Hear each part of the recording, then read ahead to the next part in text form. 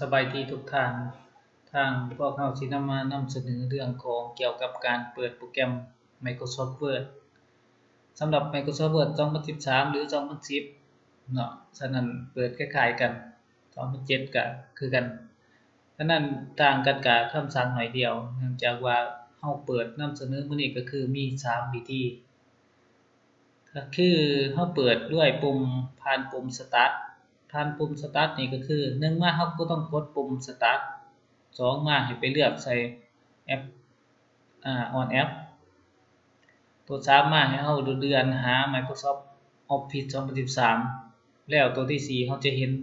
เขียนว่า Word 2013ให้เฮากดเมาส์ข้างซ้ายใส่ฉะนั้นเฮาไปปฏิบัติกันก็คือวิธีเปิด1เนาะก็คือขั้นตอนเมื่อกี้ในขั้นตอนที่1ก็คือกดปุ่มซ้ายใส่ปุ่ม Start เดี๋ยวเลื่อนเมาส์มาแอป Start on App เนาะขอโทษ on App แล้วให้เลื่อนเมาส์ลงมาหาเบิ่งที่มันเขียนว่าโฟลเดอร์ Microsoft Office 2013ให้ท่านกดปุ่มซ้ายใส่ครับแล้วเลื่อนลงมาสิเห็น Word 2013ให้ท่านกดปุ่มซ้ายใส่อันนี้กดดับเบิลคลิกสิเกี่ยวบางๆอันนี้ก็คือว่าวิธีที่1สามารถเปิดขึ้นมาได้แล้วอย่างสั้นต่อไปเฮาจะนำเสนอเรื่องของว่าวิธีที่2ที่เขาใช้ส่วนหลายก็คือการเปิดผ่านหน้าจอหมายความว่าหน้าจอคอมพิวเตอร์เฮาเปิดขึ้นมามันจะมีไอคอน W อยู่ที่เขียนว่า Word 2013แล้วตัวใดให้เฮาไปเบิ่งกันเลยคือตัวนี้ตัวนี้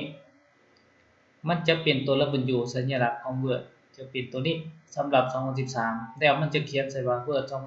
2013ให้ท่านเลื่อนลูกศรเมาส์ไปที่ตัว W แล้วดับเบิลคลิกก็คือปุ่มกดปุ่มซ้ายของเมาส์2เทื่ออันนี้ก็เป็นการเปิดผ่านตัวนี้ท่านสามารถเปิดได้อันนี้ก็เปิดหน้าตาโปรแกรมขึ้นมาคือเป็นการเขียนขั้นตอนที่3หรือว่าวิธีที่3นี่ก็คือสามารถเปิดผ่านคำสั่งรันด้วยการกดปุ่ม Start แล้วเลือกไปที่รันคือคำสั่งรันนั่นแหละ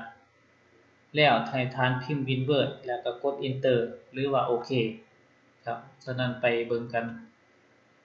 นี่คือวิธีที่3นี่ให้ท่านเลื่อนเมาส์มาปุ่ม Start แล้วกดขวาใส่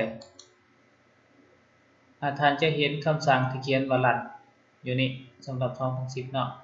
ฉะนั้นกดปุ่มซ้ายใส่บัดนึงให้ท่านพิมพ์ Winword ใส่ตามนี้ Winword ก็คือเอิ้นโปรแกรม Word นั่นแหละขึ้นมาฉะนั้นหลังจากนั้นพิมพ์ใส่เรียบร้อยได้แล้วก็กดปุ่มโอเคก็ถือว่าเป็นการเปิด Microsoft Word 2013ขึ้นมาใช้งาน